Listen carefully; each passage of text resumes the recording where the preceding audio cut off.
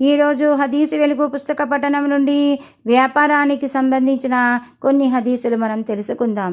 రాఫే bin హతీజ్ ఉల్లేఖించారు, దైవ ప్రవక్త సల్లల్లాహు అలైహి వసల్లంను ఎవరో అడిగారు, దైవ ప్రవక్త, సంపాదనలో ఉత్తమమైనది ఏది? చేతి పనుల ద్వారా సంపాదించటం అబద్ధం, వంచన లేకుండా చేసే వ్యాపారం అని సమాధానమిచ్చారు ఆయన. ఒకరికి బానిసలుగా మారకుండా స్వతంత్ర జీవిగా మనగలుగుతూ కష్టార్జితంతో జీవితం సాగించడాన్ని ఇస్లాం ఎంతగా అభిలషిస్తుందో తెలుస్తోంది. ముస్లింలు వృత్తి పనుల్ని, వ్యాపారాన్ని తమ జీవనోపాధిగా పెట్టుకున్నంతకాలం ప్రపంచంలోనూ ఎంతో ఉన్నతంగా బతికారు. కానీ బానిసలుగా ఉద్యోగాల వెంటబడి పతనమయ్యారు. ఒకసారి మహాప్రవక్త సల్లల్లాహు అలైహి వసల్లం ఇలా దీవించారు, కొనుగోలులో, అమ్మకంలో, ఇచ్చిన అప్పును తిరిగి అడగటంలో నెమ్మదిని, మంచి నడవడికను ప్రదర్శించే వ్యక్తిని దైవం కరుణించుగాక. వ్యాపారం విషయంలో నీతి నిజాయితీతో పాటు వినయ వినమ్రతలకు కూడా ప్రధాన స్థానం ఉందని 1400 ఏళ్ల ముందు మహాప్రవక్త బోధించారు.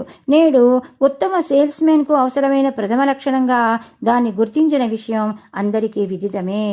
సత్యసంధతతో వ్యవహరించే విశ్వసనీయుడైన వ్యాపారి ప్రళయ దినాన ప్రవక్తల, సిద్దీకుల, షహీదుల సహచర్యంలో ఉంటాడు అని మహాప్రవక్త ముహమ్మద్ సల్లల్లాహు అలైహి వసల్లం సెలవిచ్చారు. వ్యాపారం సాధారణంగా ఒక ప్రాపంచిక, లౌకిక విషయంగా కనబడుతుంది. కానీ అందులో నీతి, నిజాయితీ, సత్యసంధత, విశ్వసనీయతలు చోటు చేసుకుంటే అదే ఆరాధనగా మారుతుంది. ఇలాంటి వ్యాపారికి దేవుని పరిశుద్ధ దాసులు అంటే ప్రవక్తలు, సిద్దీకులు, దైవ మార్గంలో ప్రాణార్పణ చేసుకున్న అమరగతులు వారి సహచర్యం లభిస్తుంది. సిద్దీకులు అంటే జీవితాంతం సత్యసంధతతో గడిపిన విశ్వాసి అని, దైవంతో, దైవ ప్రవక్తలతో చేసిన వాగ్దానాన్ని జీవితాంతం నిలబెట్టుకున్న వ్యక్తి అని, తన జీవితంలో మాటలకు చేతలకు వైరుధ్యం లేని వ్యక్తి అని అర్థం.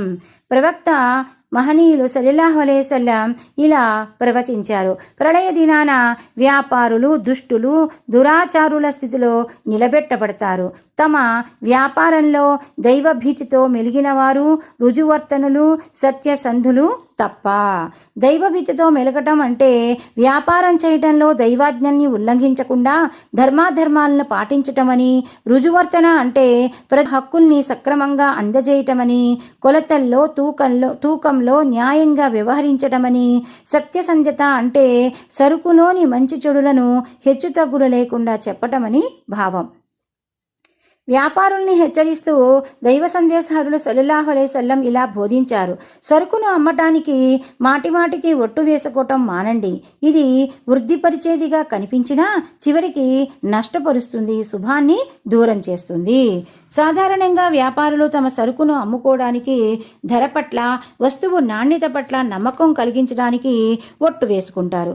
దానివల్ల తాత్కాలికంగా వ్యాపారికి లాభం కలిగినా ఆ తరువాత అతని మాట బూటకమని తేలిపోతే అతడు శాశ్వతంగా ఒక కొనుగోలుదారుని కోల్పోతాడు, వ్యాపారం దెబ్బతింటుంది. అందుకే ఒట్టు వేసుకొని అమ్మటం శుభకరం కాదని మహాప్రవక్త బోధించారు. ప్రళయ దినాన 3 విధాల మనుషులతో అల్లాహ్ సంభాషించడు.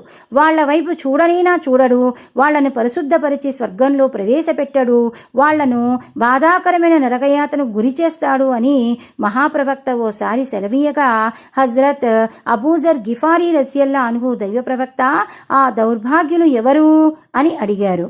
దానికి ఆయన ఇలా సమాధానం పలికారు, ఒకడు పొగరబోతుతనంతో తన లుంగీని తన మడమల కిందికి జార విడిచేవాడు, 2వ వాడు మేలు చేసి ఎత్తి పొడిచేవాడు, 3వ వాడు అసత్య ప్రమాణం చేసి తన సరుకును అమ్ముకునేవాడు. అల్లాహ్ మాట్లాడకపోవటం, చూడకపోవటం అంటే ఆగ్రహం కలిగి ఉండటం అని అర్థం. లుంగీ లేక పైజామాను గర్వం కారణంగా లేక దర్పాన్ని, పెద్దరికాన్ని చాటుకోవడానికి మడమల కిందకి జార విడిచే వారికి ఈ హదీసులో అతి తీవ్రమైన హెచ్చరిక ఉంది. ఇకపోతే గర్వం లేనివారు కూడా ఇలా చేయటం మంచిది కాదు. ఎందుకంటే మహాప్రవక్త సల్లల్లాహు అలైహి వసల్లం లుంగీ లేక పైజామాను మడమల కిందికి జారేలా కట్టడాన్ని వారించారు. కాగా గర్వం కారణంగా కాకపోయినా తప్పు చేయటం వల్ల ఇలాంటి వ్యక్తులు కూడా శిక్షార్హులు కాగలరు. విశ్వాసి ఎంత తేలికైన శిక్షనైనా తన పాలిట ప్రళయంగానే భావిస్తాడు.